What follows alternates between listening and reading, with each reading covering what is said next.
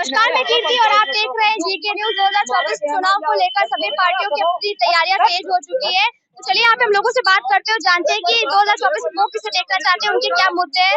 Sir आपका नाम? हाँ, सर आपका नाम?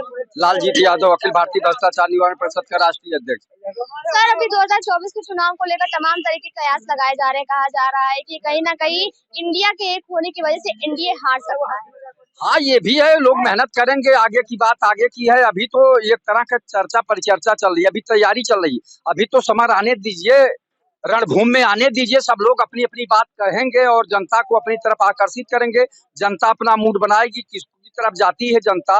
जनता तो परेशान है ना, जलालत की जिंदगी, बेबसी लाचारी की जिंदगी झेल रही है। गांव का किसान परेशान है, छात्र परेशान है, रोजगारी बेरोजगार परेशान है, बेरोजगारी की बाढ़ आ रही है। आप बताइए, मसीह पीएचडी डीलिट बीटेक एमटेक करके जो है लोग घूम रहे हैं। तो पहली बात कि यहाँ के लोगों को रोजगार पहले मुहैया कराएं, उसके बाद चुनाव की बात। चुनाव तो आएगा ही, चुनाव में वोट करेंगे लोग, कौन जीतेगा कौन हारेगा ये तो समय बताएगा। अभी तो लोग केवल एक चर्चा में हैं कि चुनाव आ रहा, तैयारी अपनी सब कर रहे हैं। उस समय क्या बात होती है, अभी तो जो समय है इसके बीच में क्या घटनाएं घटती हैं, कौन से दल किसके साथ जाता है, साथ से बाहर निकलता है, ये रणनीति तय हो रही है अभी। सर जैसे कि तमाम तरीके के विपक्ष की तरफ से एलिगेशन लगाए जा रहे हैं सरकार पर। कहा जा रहा है कि ना तो युवाओं के पास रोजगार है, महंगाई चरम पर है, जो सरकार है वो बहस से बातचीत से भाग रही है। और जो सरकार है उसका दावा है कि जो विपक्ष है वो बात नहीं करना चाहती है, वो मुद्दा विहीन है, तो बस सरकार को घेर रही है। देखिए, सरकार वास्तव में भाग रही है, सरकार को जवाब देना चाहिए। विपक्ष तो हमेशा सवाल पूछता है उसका, और सरकार से ही सवाल पूछा जाएगा। जो भी सरकार में रहेगा उसी से सवाल पूछा जाएगा। आज जो विपक्ष में कल सरकार में होगा तो उसी से हम लोग भी सवाल पूछेंगे कि आपने कितने लोगों को रोजगार दिया। देश के प्रधानमंत्री जी बोले थे कि 2 करोड़ प्रतिवर्ष रोजगार देंगे, नौजवानों को रोजगार दिया जाएगा, लेकिन कहाँ दिए? अब तक तो 18 करोड़ लोगों को रोजगार मिल गया होता। बीएड बीटीसी करके लोग घूम रहे हैं, बी फार्मा करके लोग घूम रहे हैं। तमाम ट्रेनिंग शुदा जो है ट्रेनिंग करवा रहे हैं, और उसका कितना फीस है ये भी आपको मालूम होगा कि फीस ज्यादा है। और उसके बाद फीस दे के लोग वो ट्रेनिंग कर रहे हैं, उसके बाद भी बेरोजगारी। या तो संस्थाएं बंद कर दीजिए, जो 1 लाख 2 लाख फीस दे के लोग अपने बच्चों को पढ़ा रहे हैं, उसके बाद भी बेरोजगारी की जलालत झेल रहे हैं।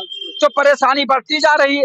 एक आउटसोर्सिंग लगा दिए हैं, यानी मानव तस्करी। सरकार स्वयं मानव तस्करी करा रही है, और जबकि मानव तस्करी पे सरकार रोक लगाती है। सरकार किसी एक व्यक्ति को ठेका देती है, वो ठेकेदार अन्य व्यक्तियों को रोजगार दे रहा है। जहाँ 12,000 15,000 देना चाहिए, वो 8,000 में उन लोगों से काम करवा रहा है। तो ये क्या है तमाशा? तो जैसे कि यहाँ पे तमाम तदर्थ शिक्षक अभी धरने पे बैठे हुए, उनका कहना है कि हमें रखा गया और हमें 1 साल हो गया, सैलरी नहीं मिल रही है। और सरकार की तरफ से कहा जा रहा है कि हम दे रहे हैं, और उन लोगों को एक तरह से संविदा पे रखा गया था, कॉन्ट्रैक्ट बेस पे रखा गया था।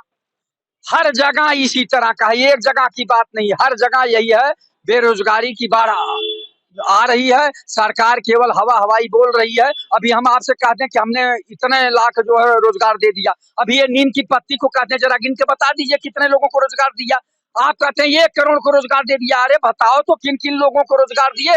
हवाई तो हम बोल देंगे। आपसे अभी हम कहते हैं कि नीम में कितनी पत्तियां, जरा गिन के पेड़ में बताइए, नहीं बता पाएंगे। पीपल में कितने पेड़ के पत्ती हैं, बता दीजिए। तो इसी तरह की सरकार भी हवाई बोल रही। सच्चाई है, धरातल पे कुछ नहीं है। बेरोजगारी बढ़ती जा रही है, किसान परेशान है, नौजवान परेशान है, छात्र परेशान है। समान शिक्षा का अधिकार कब से सरकार कह रही लागू करेंगे? समान शिक्षा का अधिकार नहीं लागू कर रही है, केवल गुमराह कर रही है। तो गुमराह करने से काम नहीं चलेगा।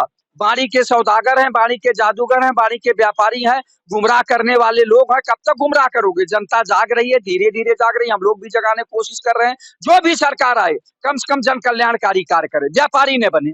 सर तो अभी सत्र भी शुरू हो चुका है और लगातार विपक्ष के साथ अब चर्चा होने लगी है सरकार की, तो आपकी क्या मांगे रहेंगी उनसे? हमारा यही है कि आज देश में बेरोजगारी बढ़ चुकी है। आज इतनी बेरोजगारी बढ़ चुकी है, जैसे उन्होंने कहा, शिक्षित बेरोजगार जितने लड़के हैं आउटसोर्सिंग पर काम कर रहे हैं, इंजीनियरिंग करके, डॉक्टरी करके, पीएचडी करके, एलएलबी करके। आज देश में आर्थिक स्थिति बड़ी खराब है, खास तौर से उत्तर प्रदेश की स्थिति खराब है। और प्रांतों की तो क्या है, मैं बता रहा हूँ, स्थिति इतनी खराब है कि आज लड़के एमए बीए करके बेरोजगारी के रास्ते पे जा रहे हैं। जब तक इसके लिए आउटसोर्सिंग के लिए कोई कानून नहीं बनेगा, इसके लिए कोई संविधान नहीं बनेगा, जो लड़के बीए एमए किए हैं उनके लिए कम से कम 20 या 25 हजार रुपया उनको देना चाहिए। आज गवर्नमेंट क्या कर रही है, आउटसोर्सिंग पर दे रही है, ठेकेदारों के माध्यम से दे रही है। ये स्वयं सरकार को करना चाहिए। ये सरकार अगर उनको अपने खाते से देती तो उनको संतोष होता। आज ब्लैकमेलिंग कर रहे हैं जितने जितने इसके ठेकेदार हैं, आउटसोर्सिंग के बच्चों को, लड़कियों को आउटसोर्सिंग पर लेके उनको शोषण किया जा रहा है। ये शोषिंग तत्काल सरकार बंद करे, इसके लिए कानून लागू करे। सर जैसे कि किसी के लिए कोई काम नहीं हुआ है तो आपको क्या लगता है 2024 में तख्ता पलट हो सकता है? अरे काम क्या हो रहा है, कागज में काम हो रहा है। आज भी बेरोजगारी महंगाई हो रही है, काम वही हो रहा है कि खाली अलाउंस हो रहा है। काम कहीं जाओ, गांव में देखो, गांव में सड़कों में गड्ढा है, आज तक मुक्ति नहीं किया गया। मैं इस लखनऊ की बात कर रहा हूँ। लखनऊ में चले जाइए, नरही में चले जाइए, जिया मऊ में चले जाइए, राणा प्रताप मार्ग में चले। जब शहर में स्थिति है तो गाँव की क्या स्थिति है? 2024 के चुनाव पे इसका क्या असर पड़ेगा? आपको क्या लगता है कि सरकार हार सकती है?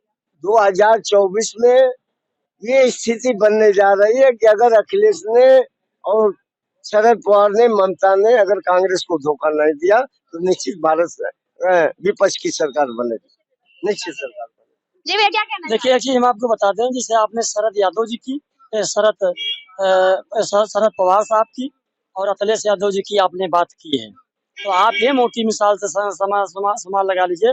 यही सपा और बसपा का 19 में गठबंधन था, हर आदमी जानता, और इससे बड़ा गठबंधन कोई नहीं हो सकता है। बाकी फिर भी मुलायम सिंह यादव ने लोकसभा में कहा था कि पुनः प्रधानमंत्री जी को हम देखना चाहते हैं, और पुनः प्रधानमंत्री देखने का मुलायम सिंह जी के लैंग्वेज लोकसभा के थे। अब आप समझ लीजिए गठबंधन था, और इधर जैसे अखिलेश यादव जी का सीबीआई एजेंडा दिखाया गया, वैसे अखिलेश यादव जी फिर गठबंधन से बाहर हो जाएंगे। मतलब आपको लगता है कि ये सिर्फ दिखावे के लिए है, कुछ समय के लिए है? ये दिखावे के लिए नहीं है, ये लोग जो है केवल अपनी अपनी बचा रहे, जनता की लड़ाई नहीं लड़ रहे। अगर सरकार जब नाकाम काम के भी सरकार जब तानाशाही पर उतरती है तो उसके लिए विपक्ष रोड पर उतरता है, और रोड पर तो कोई नहीं उतर रहा। अखिलेश यादव जी खुद सीबीआई से बच रहे हैं। और इस तरीके से रहा जहाँ तक लाइन ऑर्डर की बात, इसमें भाजपा में केवल दलाल परेशान है, केवल दलाल पर है। आम जनता सुरक्षित है, खुश है? आम जनता तब भी सुरक्षित थी, आज भी सुरक्षित है। हाँ ये जरूर है कि हर आदमी काम मन का नहीं कर पाता है। पहले फर्जी नकलें होती थी, वो लोग भर लिए जाते थे। आज जो सही काम होए तो वही हो रहा है। मन का तो हम कहते हैं, आप दो बहनें आपस में चल रही हैं, दो बहनें आप आपस में एक दूसरे के मन की नहीं कर पाएंगे। सरकार किसी कोई की नहीं मन की कर पाएगी। ये जरूर है दलालों की छुट्टी हुई है, और जो अभी तक जातिवाद, परिवारवाद, जातिवाद होता था वो बंद हो गया। हर समाज को, हर वर्ग को सम्मान मिला है, और सरकार तो जनता बनाती है। यही समाजवादी से पूछिए, कांग्रेस से पूछिए कि 2014 में लोग गड्ढे में गए, 17 में गए, 19 में गए, 22 में गए हैं।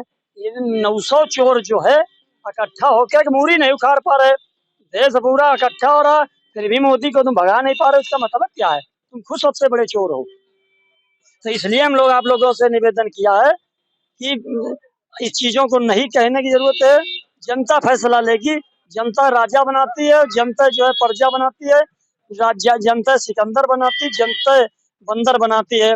आज राहुल गांधी जी अकेले संघर्ष कर रहे हैं, और आधे कांग्रेसी खुद ही नहीं उनको चाह रहे हैं कि आगे सक्सेस हो। समझू वैनाल की सीट पर जहाँ पर 70% मुसलमान, अगर अखिलेश राहुल गांधी न गए होती तो 19 में भी लोकसभा नहीं पहुंच पाती। तो जैसा कि अभी आपने सभी को सुना, सबका बड़ा मिला जुला सा यहाँ पर कहना है। किसी का कहना है कि 2024 में मोदी वापस आ सकते, तो किसी का कहना है कि विपक्ष एक हो चुका है। अगर आपस में इनमें कोई दिक्कत नहीं बैठती तो 2024 में विपक्ष का आना तय है।